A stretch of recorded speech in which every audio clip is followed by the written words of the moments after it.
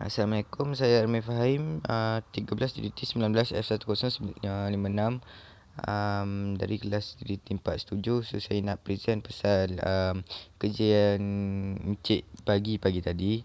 So sebelum saya present ni, saya nak minta maaf sebab saya punya kerja tidak kemas sebab saya tak boleh guna laptop, ada gangguan elektrik. So ini untuk coding kelas student.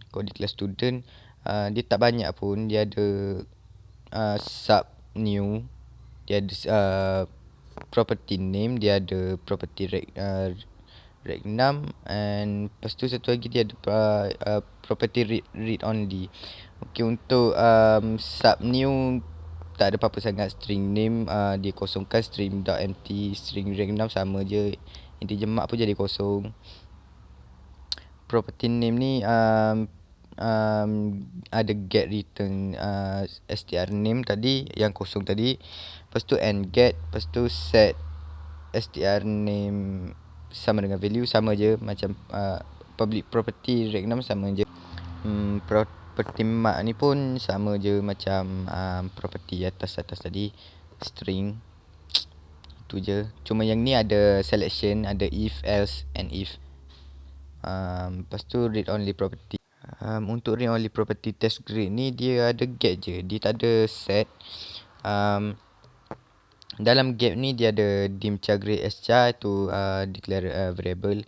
Lepas tu dia ada banyak selection, if, else. Contohlah dalam coding ni, kalau integer mark tu markah dia lebih besar daripada 80, so dia A. Char grade dia A. Kalau lebih besar dari 70, char grade dia B. Kalau lebih besar dari 60, char grade nya C. Integer mark lebih besar daripada 50, char grade nya D. Kalau tak, E. 50 ke bawah tu semua E.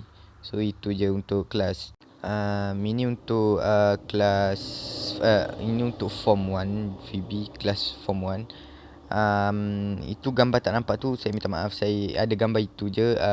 Kat belakang tu dia object student sama dengan new student, itu object declarable. Lepas tu get data dalam kurungan object student juga. So apa yang boleh difaham kat sini, object student tu adalah objek untuk kelas student, dan get data tu untuk dapat balik data dalam object student tu masuk ke dalam, and dipanggil get data tu method sub lain, dia panggil balik, dia call back sub get data. Kat bawah tu ada sub get data, object student.name sama dengan text name.text bla bla semua, and sub. Button exit, klik apa semua tu untuk end. Itu butang untuk end. Ini contoh output untuk task 1 ni. Nama saya masukkan, semua tak biasa je, nama, registration number, VB mark ni. Bila contoh 80, so bila tekan view, grade nya akan jadi A, and kalau grade dia 40, dia akan jadi E. Macam dalam coding tadi, kalau tekan exit, dia terus terkeluar, form ni tertutup. Itu saja dari saya untuk task 1. Ini untuk task 2 pula. Dalam form 1.vb ni, public class form 1 ni, dia ada sub button inherit clip. Bila ditekan button inherit tu, dia akan bagi nilai kepada X, Y dan Z.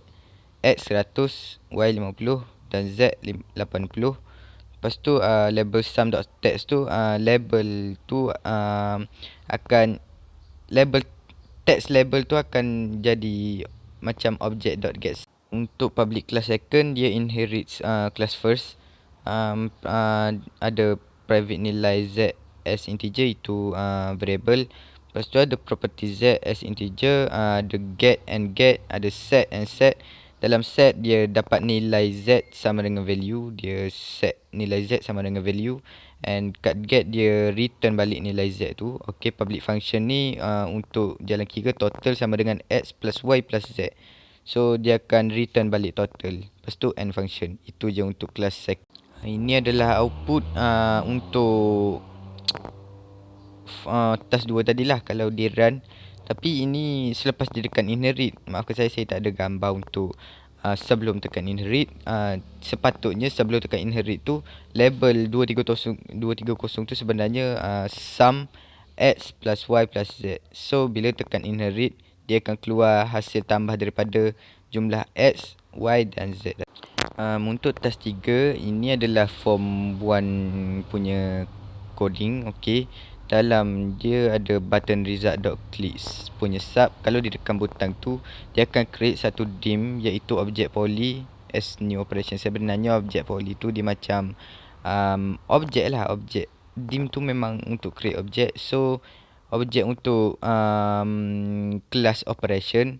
So lepas tu label result 1 punya text, label result 2 punya text, label result 3 punya text akan berubah mengikut apa yang ditunjuk, boleh dilihat di sini. So dekat sini boleh nampak ini class operation. So kat sini dia cuma function je. Dia ada 3 class, dia ada 3 function. Function add, semua add, tapi dia berbeza polymorphism. Dia yang ni by val I, by val k, yang itu by val I, by val j, by val I dan by val j dan by val k. Okey, setiap return kat dalam tu berlainan. Okey, contoh setiap function ni telah dipanggil dalam public class, dalam class form. Okey, ini adalah form 1 tadi. Okey, kat situ boleh nampak ada objek poly.add 1030, objek poly.add 10.120.5 apa tu. Okey, apa yang membezakan, dia sama je sebab .add, tapi apa yang membezakan adalah nombor nilai yang di dalam, berapa koma di dalam, and data type apakah nombor itu. Contoh 1030, kedua-dua integer, so dia akan panggil add yang dua-dua polymorphism punya data type dia integer, dan nombor yang di dalam tu hanya ada dua saja variable di dalam tu, I atau j. Sama juga macam yang 10.1 and 20.5, kedua-dua adalah double. So ada satu function yang berdata type double tadi, so dia panggil balik yang itu. And yang paling bawah ada satu saja function yang mempunyai 3 integer, 3 nombor integer lah. So dia panggil function yang itu. Jadi bila di run, dia akan keluar macam okey, itu saja hasil output yang dikeluarkan selepas run. Dan selepas dia tekan butang result tu, dia akan keluar I, hasil tambah I plus K 40, hasil tambah I plus J 30.6, and hasil tambah I plus J plus K sama dengan 60. Itu saja daripada saya. Sekian, terima kasih.